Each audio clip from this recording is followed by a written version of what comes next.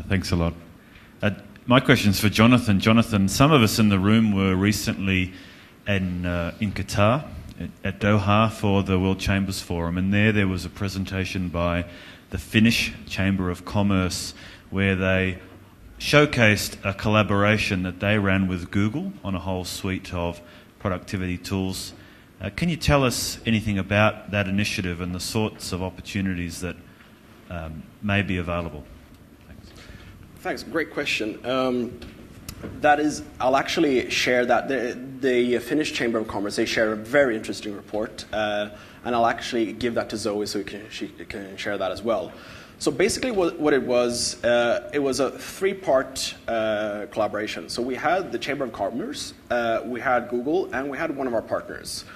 It was actually, the thought was originated by one of our partners. His name is Perttu. It's a very Finnish name. And they were looking at how can we actually help all the different chambers to actually work more productively. And it was the very fundamentals. It was how you do email, calendaring, how you work on documents, work on and sharing information in between chambers, but also from the chambers out to the member businesses. So they lead by example. So all the chambers actually moved over to one of our solutions so that they could actually learn from. You can't actually preach it unless you have actually used it yourself.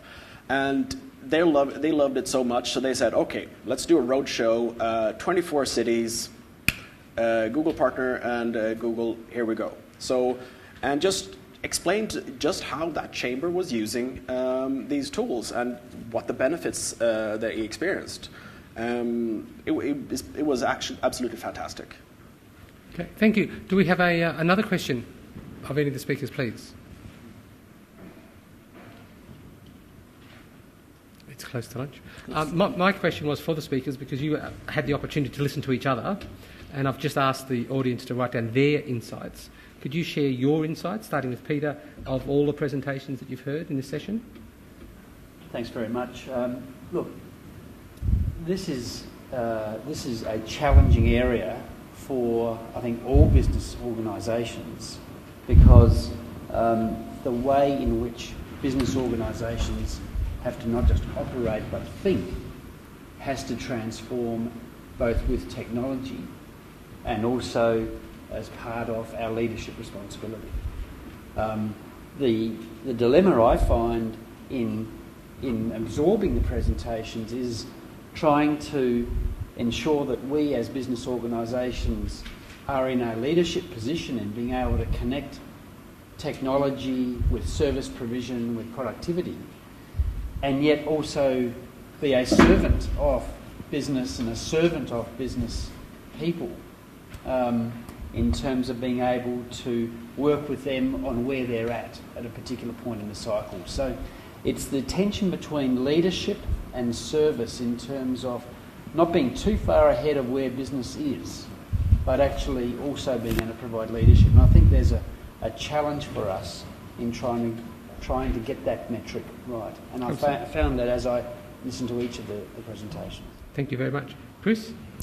Yep, my thoughts when I listened to Andy and Jonathan, it was again coming back to Peter's speech yesterday and the conversations we've had over the last 2 days is about how do you get small business to utilize some of these analytical tools, the Google tools. I mean, you've got small businesses who are so busy doing the doing that they don't have the time and the space and the bandwidth to actually think more strategically.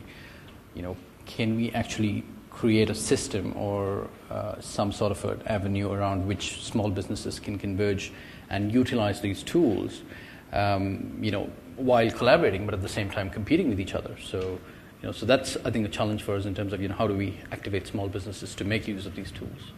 Thank you very much. Andy? I think I'd agree with Chris's comment. One thing I think I forgot was I liked Chris's last slide, which was productivity was not about forecasts, but it's about what you do with them. And I think the challenge for any organisation, whether it's small, medium or large, is that if you have the opportunity to step back and look at it, there's 47 different things you could do. It's how you firstly find the opportunity to step back and identify what those 47 things are, but then which ones do you pick? And I don't run a business. I'm a small cog in a large business wheel, and so the sympathy, if you like, I have with all people who are responsible for running organisations is how you pick the things that will actually give you immediate benefit, and then I think the only way you can do that is through that sort of networking, best practice, that sort of sharing, but sharing in a way which still gives you the opportunity, to do your thing smarter or better. Yeah. Thank you, Jonathan. So, when I was listening to the speakers that were immediately before me, I always try to imagine. Okay, imagine that you're actually one of the audience. You're an entrepreneur or you have a business, and you're hearing all these incredibly smart things, like interesting findings, and you're like, wow, that's such a good way to solve this situation. I'm like, that's great, but where the heck do I start? Where do I start? And as I was thinking about it, I think we come actually back to where what Peter started with, which is the right way, is that you got to start with a plan. You don't have the answers, and getting down on yourself because you don't, that's not going to lead you anywhere. So you start with a plan that you're actually going to find a solution. You're going to make a decision on how you're going to implement it. You're going to communicate it to your internal stakeholders. And I think that one of the first and most challenging parts of that is actually defining what is my problem, because all of these smart examples, you realize, okay, that was a very good solution to a problem, but that was their problem. Like, how does this problem manifest itself for my company, my organization?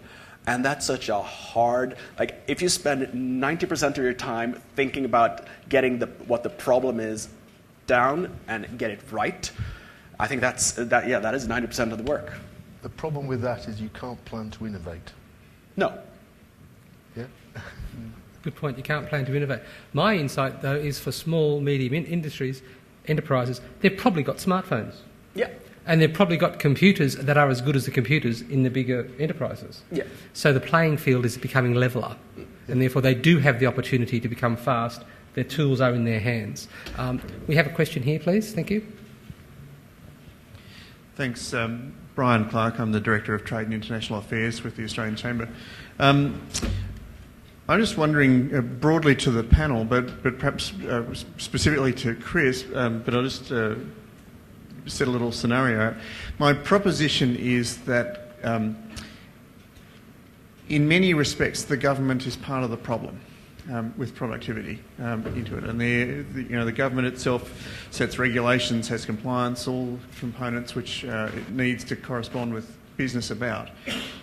And I was at a forum yesterday with Customs and Border Protection on some of their activities, for example, and some of the great complaint, which is fairly common, is from the trade is I have to fill in the same form or the same pieces of information on varying forms for government requirements, for phytosanitary requirements, for border crossing, for other things, using that specific example. And I have noted in other presentations, perhaps from IBM, who are a major trader in their own right, let alone support for other things, is they have, I think, 6 data centres around the world whose specific job is to cope with the government requirements for border crossing, let alone all the other bits and pieces. So I'm just wondering, one of the earlier speakers today said to government, get out of the way. I presume government won't take that message on immediately. What is it that technology might offer for us to make our lives better around our interaction with our government processes? Thank you. Chris? Sure. A couple of quick comments. One would be, I think there is, from a government perspective, I think there is a willingness to sort of, dumb down the whole red tape bureaucracy issue in terms of how business deals with government. There is, I'm aware of a pilot happening at the moment, and I would refer you to my colleagues. I'm not sure if they're in the audience, but the DesignGov, there they are. The design gov, my colleagues would give you an indication of what they are doing in that space. In terms of technology, and again, looking at the willingness from government, there is a willingness within the public service to raise the level of science and technology understanding, and how that would influence the public service into the future, minimize the bureaucracy, minimize the red tape, get institutions more engaging with the public, with the private sector and with various chambers of commerce and industry. So I think there's a willingness. These changes happen incrementally as opposed to transformational overnight, wholesale changes. So I think it's a matter of time. But as much as possible, working along the convergence of business, society, government, academia. I think if we can get those frameworks right in terms of how we cooperate and collaborate across sectors, I think we're on a winning track in terms of minimizing those sorts of issues. Okay. Yep, thank you, Andy. So, Customs is one of the organisations I work with. And they are like any other large enterprise, or any other enterprise, small, medium or large. There are 47 different things that they could be doing. The observation would be that they understand that they're there to provide a service, but their challenge is actually getting, if you like, the pressure, the coordinated pressure from organisations like ACCI and industry that says we want you to do this.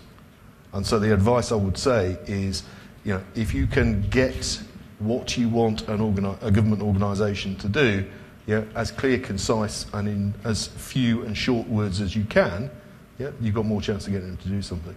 The other issue is being a pessimist.